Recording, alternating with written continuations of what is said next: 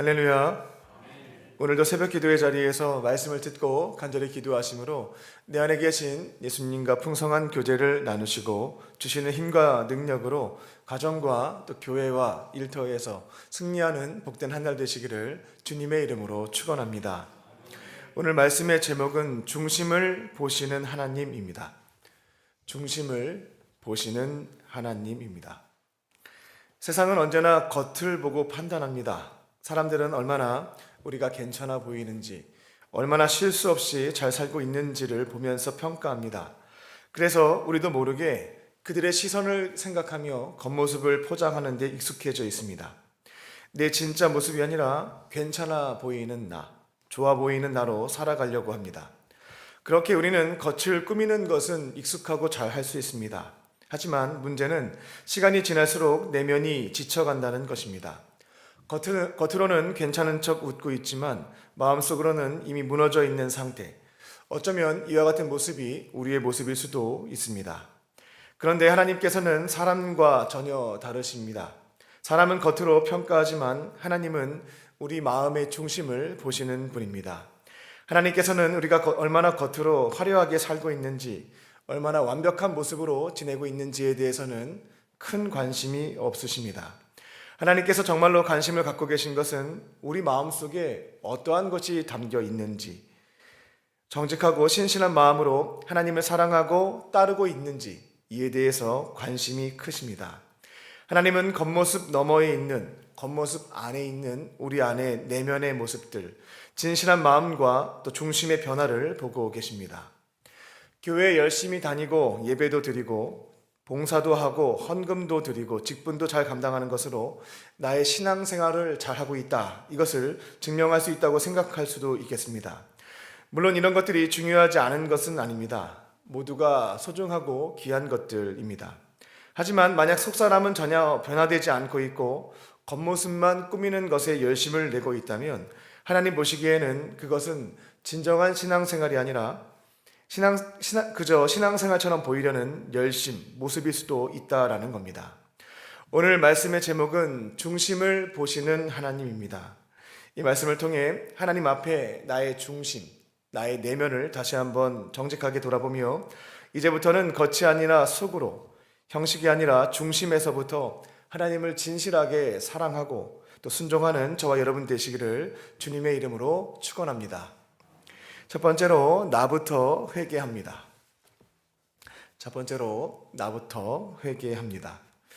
우리는 누구나 본능적으로 다른 사람을 쉽게 판단하며 살아갑니다. 겉으로는 말하지 않아도 마음속에는 곁에 있는 분들을 보게 되면 끊임없이 평가하고 때로는 정죄할 때가 있습니다.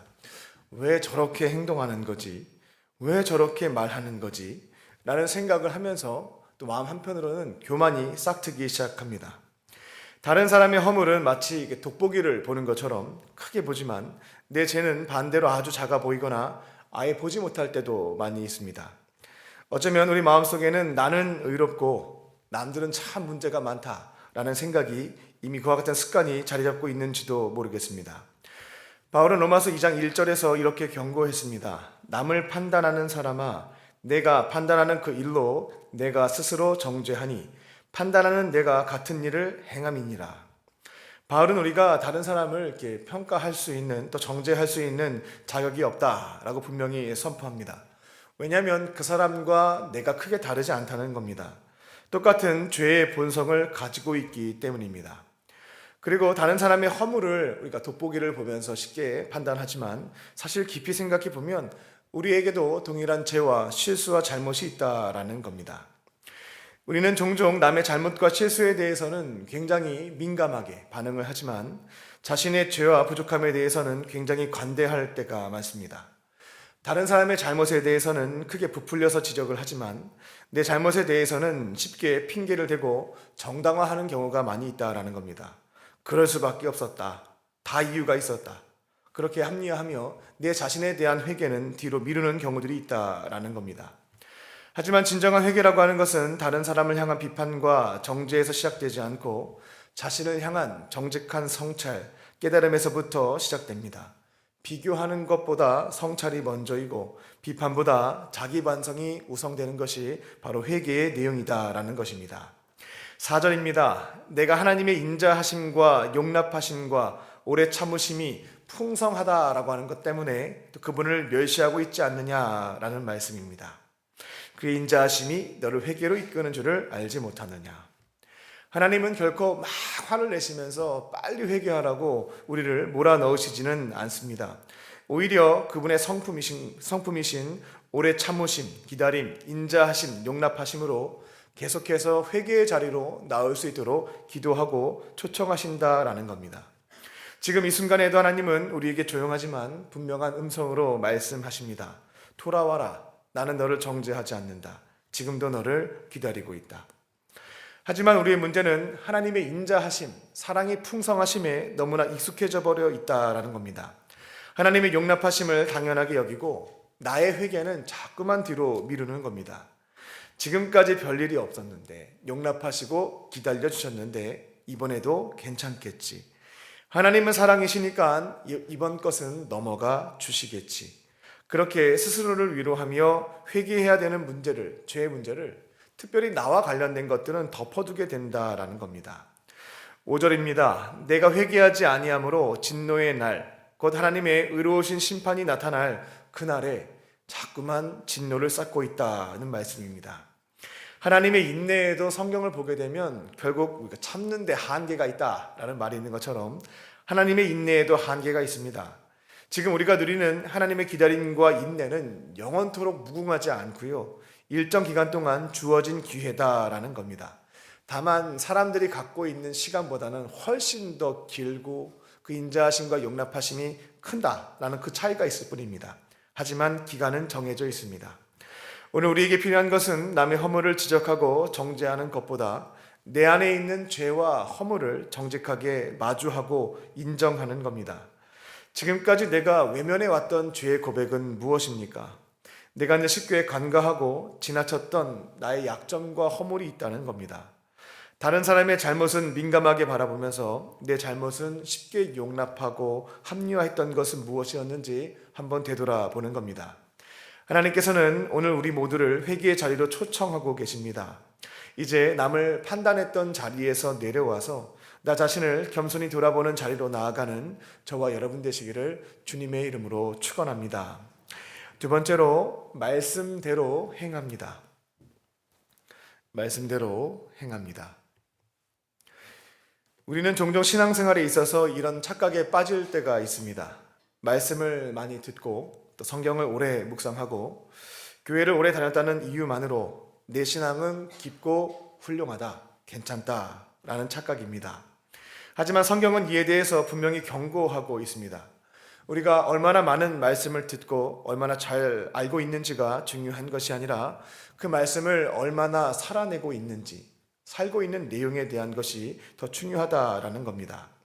13절입니다. 하나님 앞에서는 율법을 듣는 자가 의인이 아니요 오직 율법을 행하는 자라야 의롭다 하심을 얻으리니.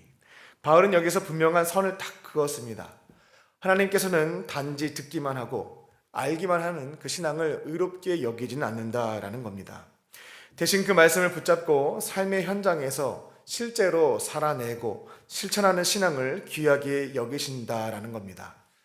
우리는 말씀의 홍수 가운데 살고 있습니다. 정말 많은 말씀을 듣고 있습니다. 매주 주일에 설교도 듣고 주중에는 개인적으로 성경을 읽고 묵상도 합니다. 또 각종 성경 공부가 있으면 열심을 가지고 참여도 합니다. 때로는 찬양 집회와 특별한 기도 모임에서 말씀을 깊이 경험할 때도 있습니다.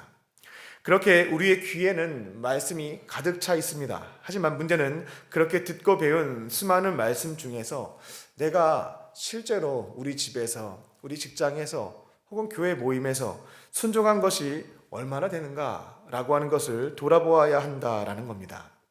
지난 한 달 동안 우리는 얼마나 많은 말씀을 들었을까 생각해 보면 진짜 많이 들었구나 인정할 때가 있습니다.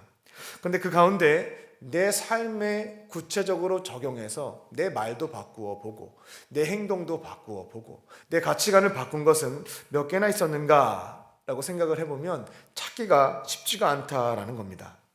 단지 귀로 듣고 머리로만 받아들이는 말씀에 그쳤다면 이제는 그 말씀대로 살아가는, 우리 바울이 권면했던 것처럼 율법대로 살아가는 것이 필요한 줄로 믿습니다. 말씀을 듣고 마음속으로 감동받는 것으로만 그치지 않고 이제 말씀대로 살아가면서 결단하는 그 모습을 지켜가는 것입니다. 우리는 흔히 예배 후에 이런 말 자주 합니다. 저도 자주 쓰는데요. 오늘 설교 말씀 참 좋았습니다. 정말 큰 은혜 받았습니다. 하지만 이렇게 고백한 후에도 우리의 말과 행동이 이어지지 않고 있다. 변하지 않고 있다. 근데 예전의 모습을 그대로 다습하는 경우가 있다라는 겁니다.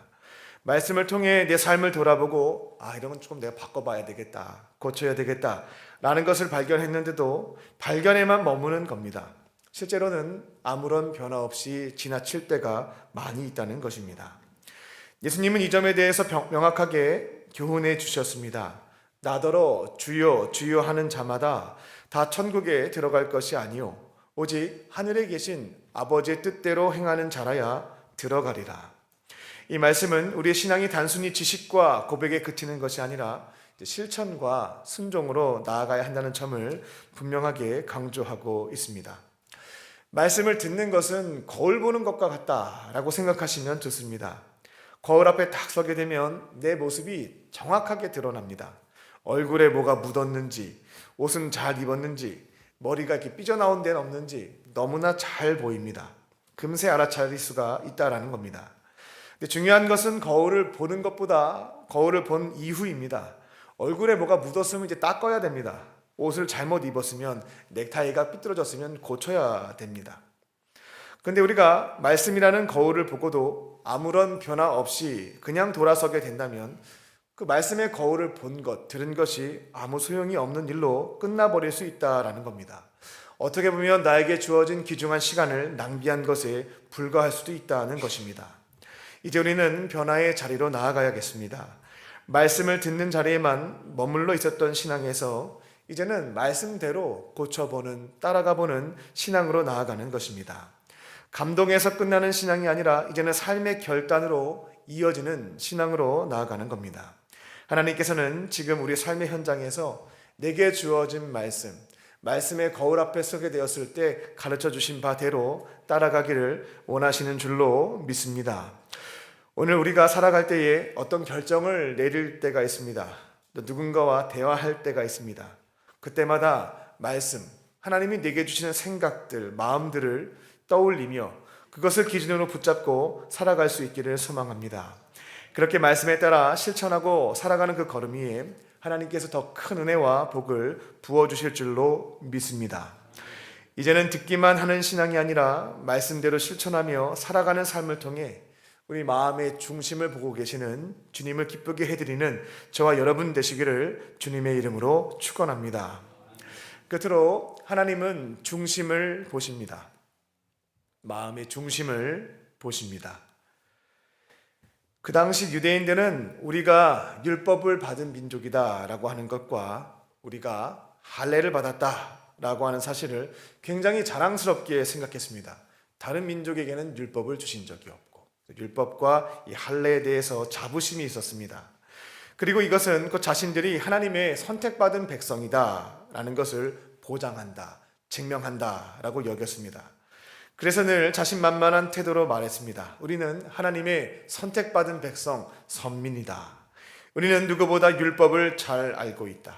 하지만 바울은 이와 같은 생각을 품고 있었던 유대인들에게 도전과 경고를 던졌던 겁니다.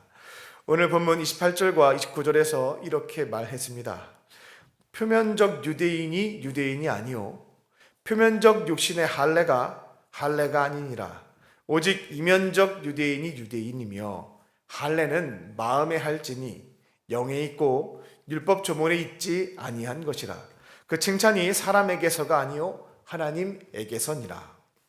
이 말씀은 매우 중요합니다. 하나님께서는 겉으로 드러나는 다양한 종교적인 행위, 형식적인 율법 준수, 외적인 예배 행위와 같은 외모로, 겉모습으로 우리의 신앙을 평가하지 않으신다라는 겁니다.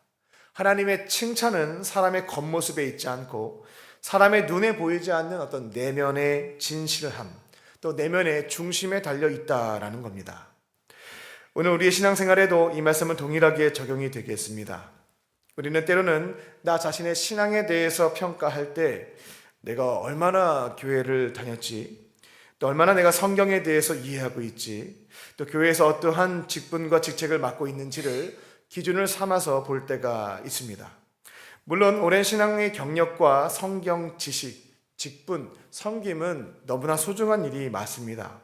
하지만 하나님께서는 그러한 외적인 조건들보다 더 중요한 것으로 우리 마음의 중심, 이 내면의 상태를 계속 보고 계신다라는 겁니다.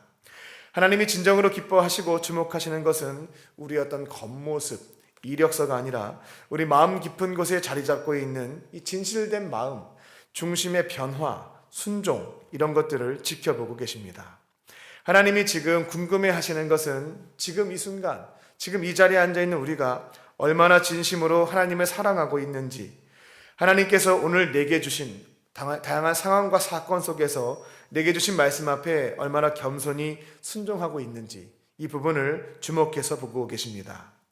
우리의 믿음이 좋은지 나쁜지를 결정하는 것은 신앙의 연수, 회차보다 지금 이 순간 내 마음이 하나님을 향하고 있는지, 또 나의 중심이 얼마나 하나님께 가까이 다가가 있는지, 이 점에 달려있다라는 겁니다.